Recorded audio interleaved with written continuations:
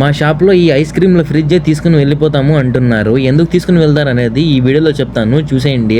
ఇంకా నుంచి ice క్రీమ్ల company target పెట్టిందంట, 10 రోజులకి 300 ఐస్ క్రీమ్లు అమ్మాలంట. మేము కస్టమర్స్ బాగా తీసుకుని వెళ్తే మేము అమ్ముతాము, తీసుకుని వెళ్ళకంటే ఏం చేయాలంటే ఇంకా నుంచి కంపెనీ అలా పెట్టింది రూల్ అంటున్నాడు ఇతను.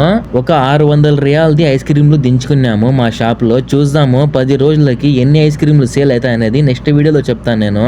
ఇప్పుడు ఎండాకాలం కాబట్టి జనాలు ఎక్కువ తీసుకుని వెళ్తారు ఐస్ క్రీమ్లు. 300 కిరాస్ అయితే చేస్తాం మేము 10 రోజులకి. ఇతను అంటున్నాడు ముందు జాగ్రత్త, 10 రోజులకి 300 ఐస్ క్రీమ్లు అమ్మాలంటున్నాడు ఇతను. ఈ ఐస్ క్రీమ్ లైన్కి అమౌంట్ ఇవ్వాలా, ఏటీఎం లో ఉండే షాప్ ఏటీఎం లో అమౌంట్ తీసుకునే దానికి ఏటీఎం దగ్గరికి వెళ్తున్నా.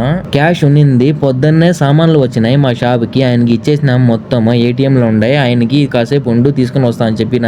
ఎండ ఫుల్ గా ఉంది, ఏటీఎం దగ్గరికి అయితే వచ్చేసాను డబ్బులు తీసుకుందామని. ఒక 600 రియాల్ అయితే తీసుకుంటున్నా.